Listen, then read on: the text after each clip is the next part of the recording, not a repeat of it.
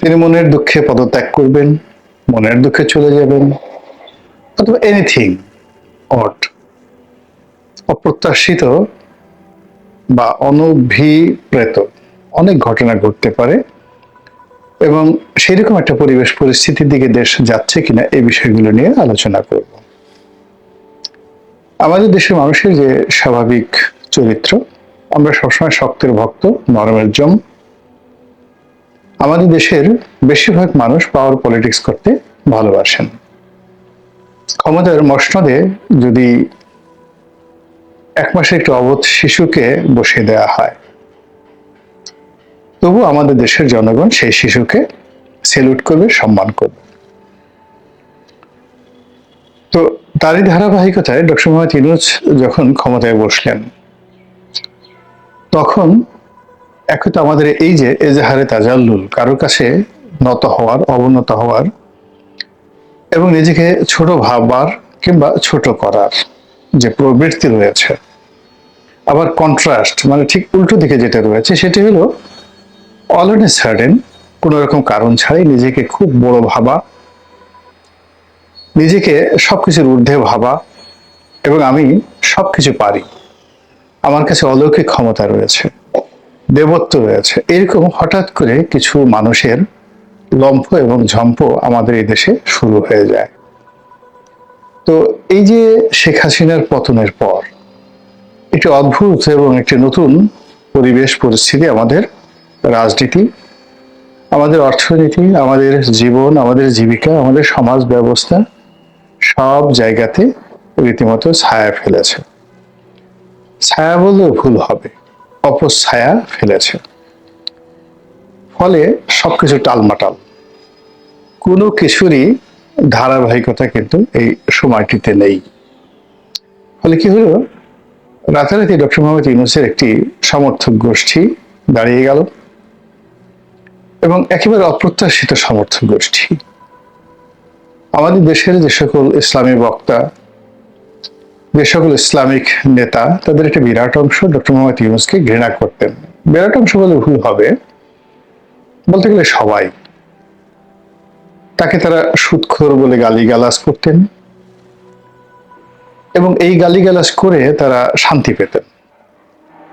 আর আরেকটি অংশ ছিল এই আলেমুল আমাদের মধ্যেই যারা শেখ হাসিনা পন্থী, তারা গত 15 বছর ধরে এই মানুষটিকে পৃথিবীর সবচেয়ে একটা নিকৃষ্ট প্রাণী রূপে প্রমাণ করার জন্য যত রকম বিশ্রী এবং কুশ্রী গালাগাল দেওয়ার দরকার তারা সবই দিয়েছেন।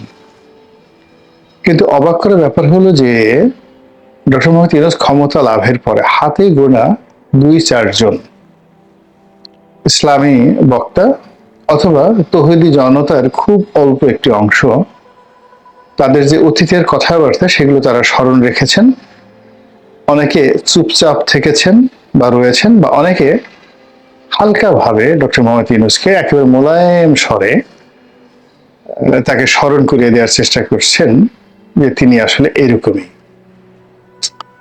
কিন্তু বাকি যারা খুব উগ্র ছিলেন, ভীষণ রকম উগ্র ছিলেন, সে সকল লোক তাকে কেউ ওলি আল্লাহ, তাকে কেউ এ যুগের সবচেয়ে বড় অবতার বা মুজাদ্দেদ অথবা আল্লাহর সবচেয়ে একটা বড় নিয়ামত, এইভাবে ওয়াজ করে, নসিহত করে, বক্তব্য দিয়ে মানুষের মধ্যে একটা সম্ভ্রম পয়দা করার চেষ্টা করছেন, যা কিনা বুমেরাং হয়ে যাচ্ছে।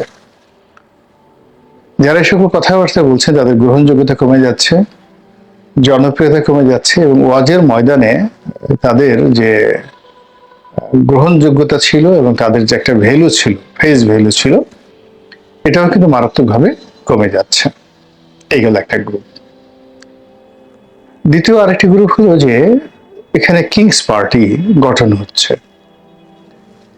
পাকিস্তান জামানাতে আইয়ুব খানের আমলে যেভাবে বাংলাদেশে একটার পর একটা শিল্প কলকারখানা গঠিত হতো, বলতে গেলে প্রতিদিন 2টো করে ভারী শিল্প, 10 বছরে প্রতিদিন 2টো করে ভারী শিল্প এই পূর্ব বাংলায় 1958 থেকে 68 পর্যন্ত 10 বছরে এই প্রতিদিন 2টো করে গড়ে ভারী শিল্প স্থাপিত হতো বলে বিভিন্ন লোক বলার চেষ্টা করেছেন। অর্থাৎ তখন শিল্প কলকারখানা ব্যবসা বাণিজ্য উন্নয়নের রীতিমতো জোয়ার বয়ে গিয়েছিল এবং 1968 সনে তিনি উন্নয়ন দশক পালন করেছিলেন তার ক্ষমতার সেই 10 বছর পূর্তি উপলক্ষে।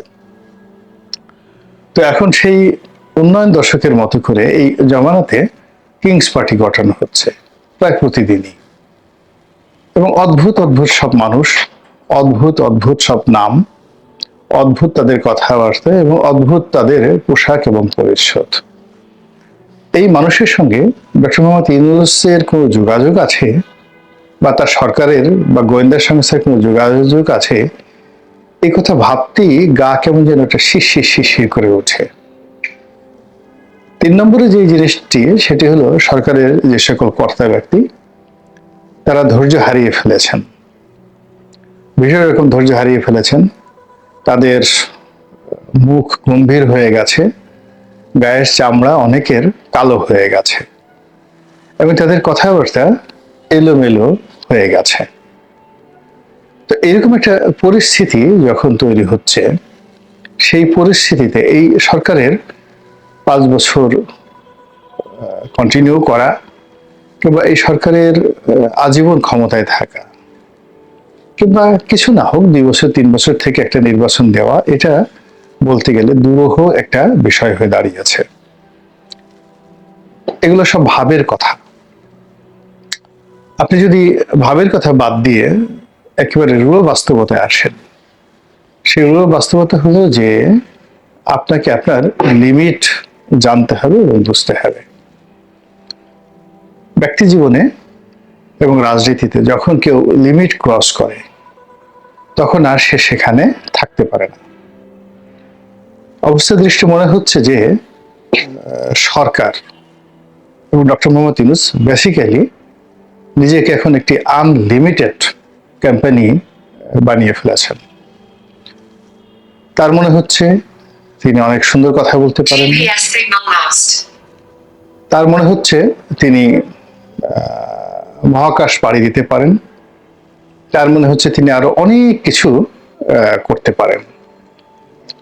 এর ফলে কি হচ্ছে, তিনি যে জিনিসটি জানেন না, যে জিনিসটি বোঝেন না এবং যেটা তার কর্তব্য এবং ধর্তব্যের মধ্যে পড়ে না, এই বিষয়গুলোর সঙ্গে তিনি জড়িয়ে গেছেন এবং তার কাছে মনে হচ্ছে যে এই কাজগুলো করলে দেশের হয়তো ভালো হবে, তিনি অমরত্ব লাভ করবেন।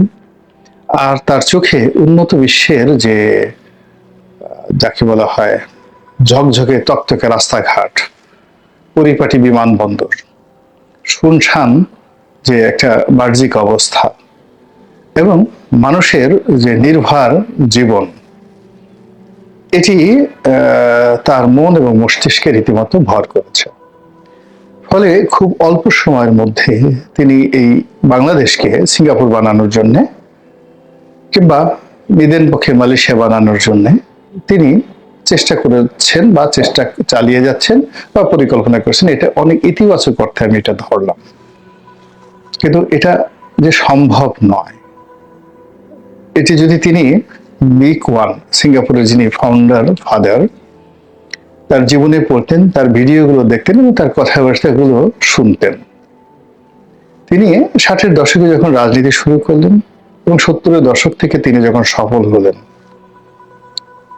সেই সফল হওয়ার সময় তার যে অভিব্যক্তি, তার যে বক্তব্য, তার যে কথা, এই বিষয়গুলোর সঙ্গে যদি ডক্টর মোহাম্মদ ইউনূসের 1980 সনের যে যৌবন, তার যে তৎপরতা, এগুলো তুলনা করা যেত বা তাকে যদি ওই অবস্থায় পাওয়া যেত, তাহলে হয়তো লিক ওয়ানের যে সংগ্রামের সঙ্গে ডক্টর মোহাম্মদ ইউনূসের এখনের যে সংগ্রাম, এটি কিছুটা হলে সম্ভব হতো।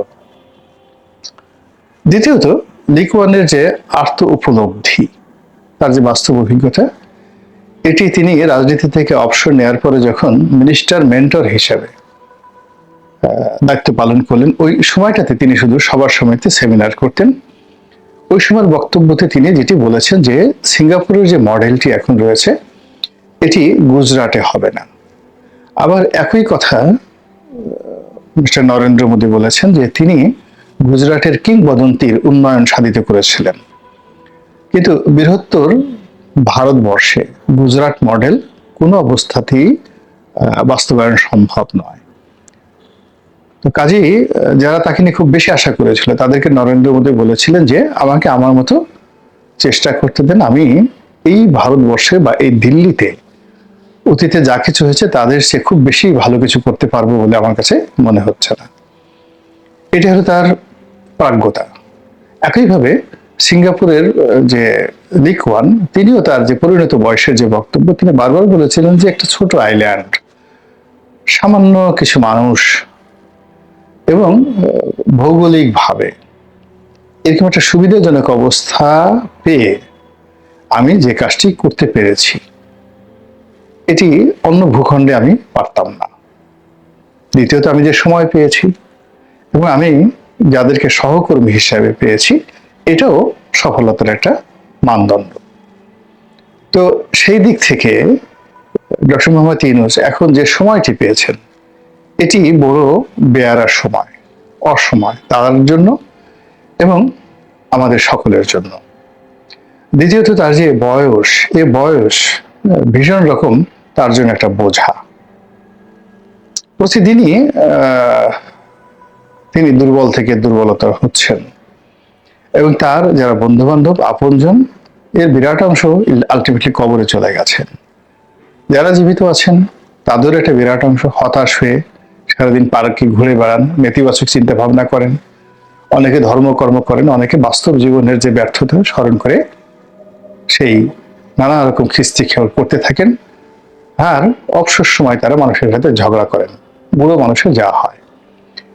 তো সেই বৃত্ত থেকে বের হয়ে তিনি একা এই রাষ্ট্রীয় জায়গাতে বসে তিনি রাতারাতি সবকিছু করে ফেলবেন, এটা কোনো যুক্তিতে, কোনো বিজ্ঞানে, কোনো ধ্যান ধারণায় এই পৃথিবীতে ঘটেনি। এই বাংলাদেশে ডক্টর মোহাম্মদ ইউনূসের চাইতে হাজার হাজার গুণ উঁচু মার্গের মহামানব ছিলেন। পাল বংশ 400 বছর এই বাংলা শাসন করেছেন এবং এই বাংলার এখনের যে ভূখণ্ড তার কম করে হলো 20 গুণ বড় ভূখণ্ড, অর্থাৎ বাংলা, বিহার, উড়িষ্যা, তার সঙ্গে সঙ্গে ভারতের যে 7 সিস্টারের বিরাট অংশ, এইগুলো মিলিয়ে অর্থাৎ এখন বাংলাদেশের যে ভূখণ্ড তার চেয়ে 20 গুণ ভূখণ্ড 400 বছর ধরে পাল সম্রাটরা শাসন করেছেন। সেন সম্রাটরাও ঠিক একই শাসন করেছেন। হর্ষবর্ধনের সময় এই বাংলাকে কেন্দ্র না করলে উজ্জয়িনী কে কেন্দ্র করে তিনি একটা বিরাট সাম্রাজ্য গড়ে তুলেছিলেন। তারপর শশাঙ্কেরও একই অবস্থা, সেই 600 শতাব্দীতে, মানে মোহাম্মদ রসুল্লাহ সাল্লাল্লাহু আলাইহি সাল্লামের জামানাতে।